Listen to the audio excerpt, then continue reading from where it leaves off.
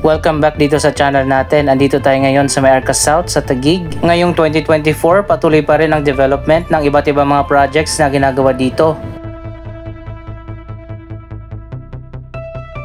Ngayong 2024, mga residential condominium muna ang patuloy na ginagawa sa ngayon.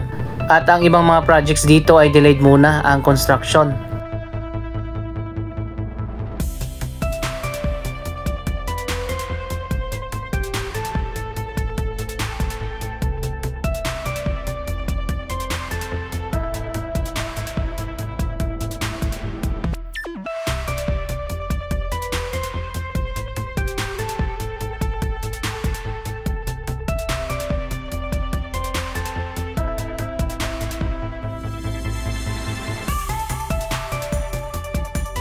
Isang building na ang natapos, ang main office building ng MDC, ang Construction at Development Company ng Ayala Land. Dito naman sa kabila, isa pang office building ang tinatayo, ang Trine Enterprise Plaza.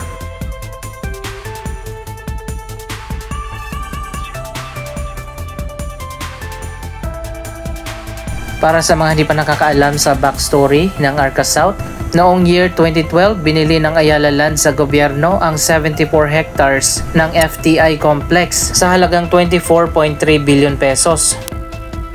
Ang remaining na 46 hectares dito sa FTI complex ang natira na lang na mananatili sa pamamahala ng FTI.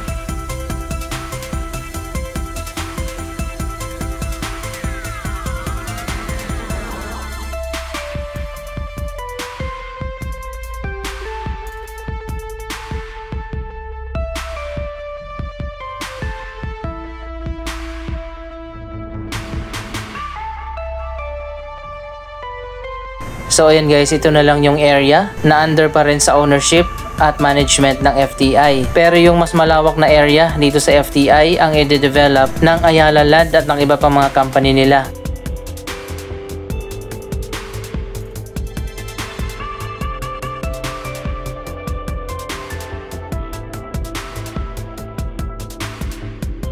Mas nauna nang naitayo dito ang Lifestyle Mall at ang Seda Hotel, pati na yung iba pa mga office buildings dito.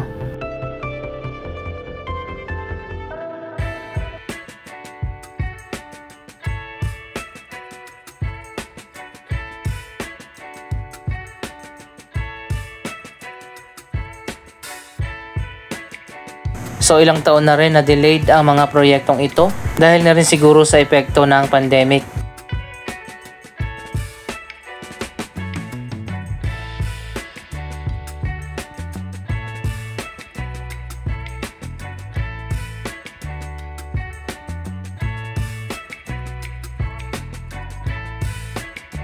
Tapos na pala itong isang office building pero hanggang sa ngayon wala pa ring tenant.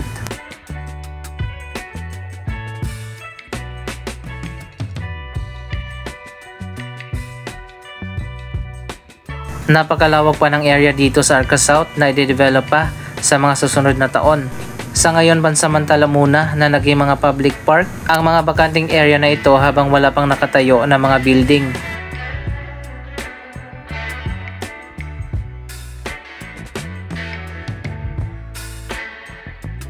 Late last year ay natapos na at binuksan ang Lander Superstore.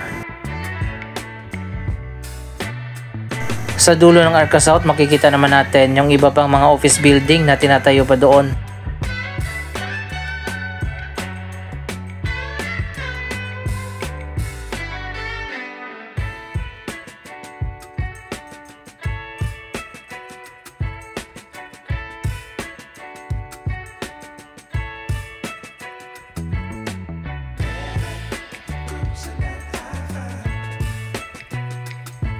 Andito na tayo sa pinaka main road dito sa Arca South, ang Arca Boulevard.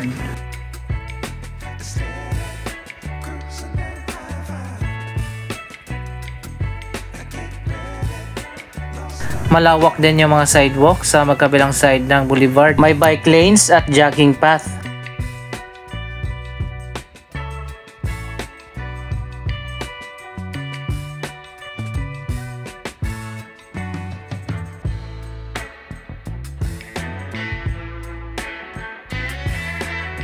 Ito na yung bagong Lander Superstore dito sa Arca South. May gasoline station na rin na nagbukas dito. Majority sa mga projects na ginagawa ngayon dito sa Arca South, ang mga residential buildings. Sabay-sabay na ginagawa ang iba't ibang mga upscale na residential condominium. At yung iba pa nga doon sa bandang likod ay natapos na.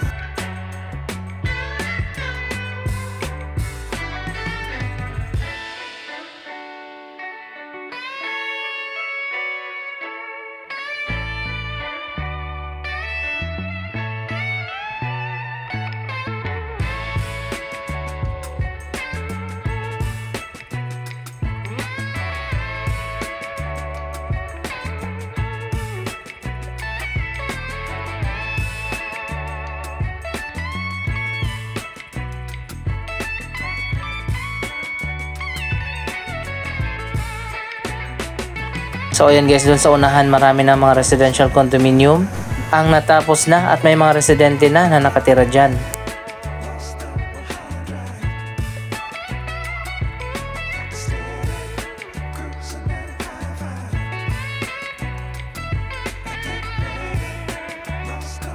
Ito yung likod ng Ayala Mall. Sa gitna niyan merong linear park na tagos hanggang dito sa kabila.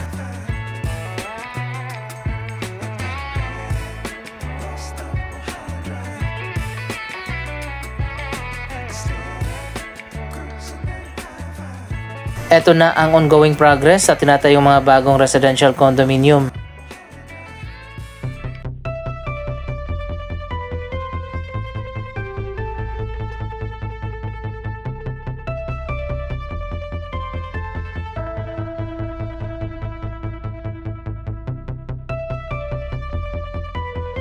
Sa gitna ng bawat cluster ng mga residential condo, may mga open park at garden na katulad nito.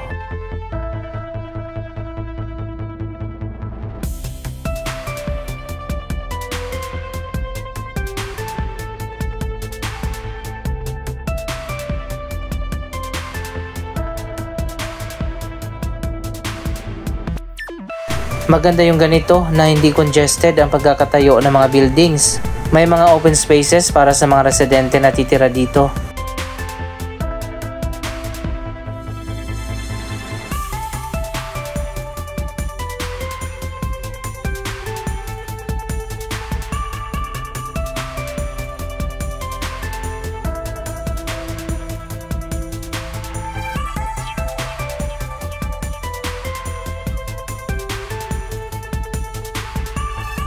Isa pang bagong project ang natapos na dito sa likod ng Arca South. Ito ang Healthway, ang kauna-unahang cancer care hospital dito sa ating bansa.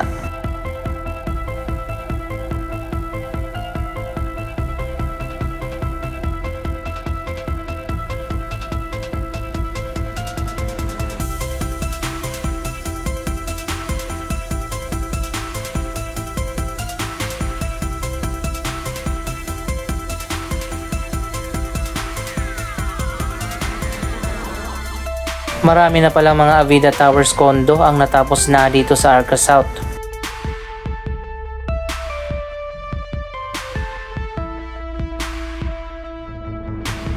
Kapag natapos na yung tinatayong mga residential buildings dito, ilang libong pamilya din ang magiging mga bagong residente ng Arca South.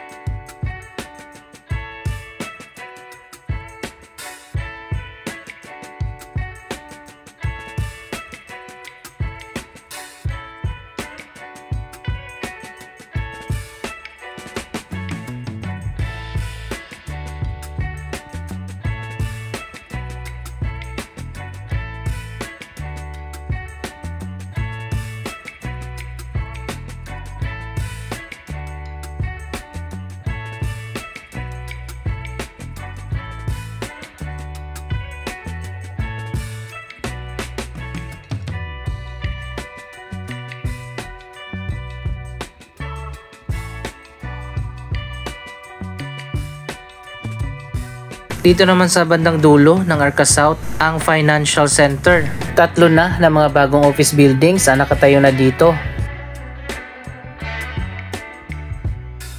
Bukod pa dito sa mga ongoing na mga residential building, marami pang itatayo ng mga condo dito pagkatapos niyan.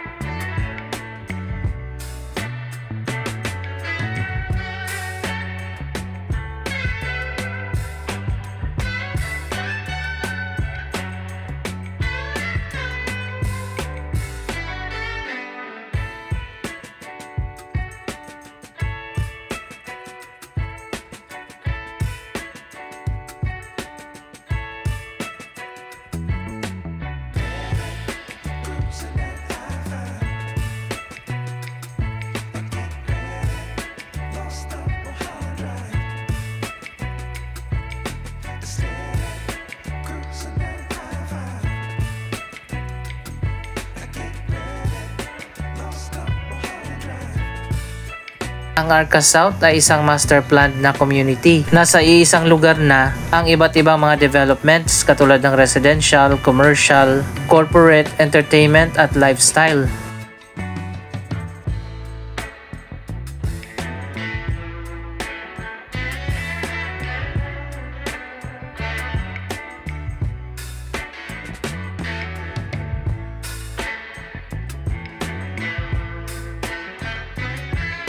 Maganda talaga kapag ganito na master planned ang isang community. Mas organized ang mga development na itinatayo dito.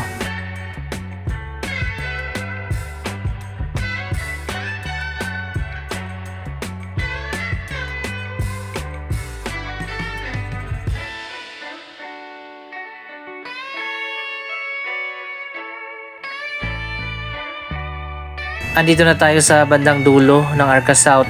Bakanting area pa dito sa ngayon pero sa future tatayuan pa dito ng iba pa mga office buildings. Sa ngayon naging tambayan at pasyalan muna ang mga open park dito sa Arca South.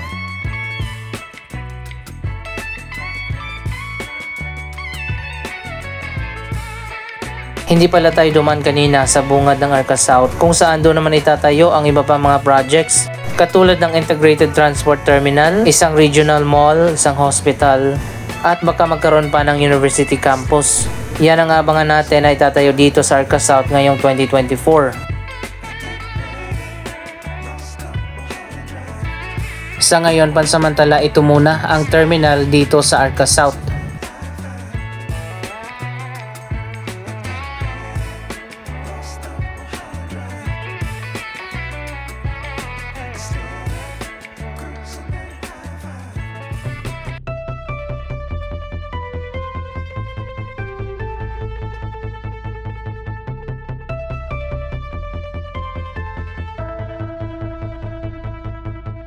Isa itong integrated na transport hub. Nandito na lahat ang iba't ibang mga transportation vehicles katulad ng tricycle, jeepneys at bus.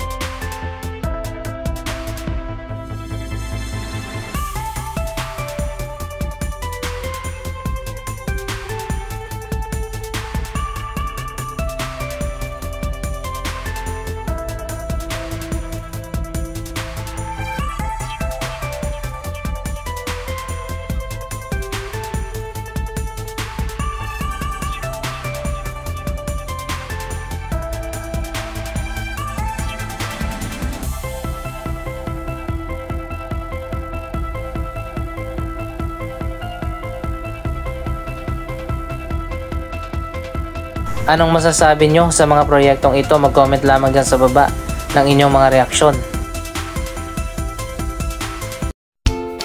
Maraming salamat sa inyong panonood. Don't forget to like, share, comment at subscribe. Thank you for watching.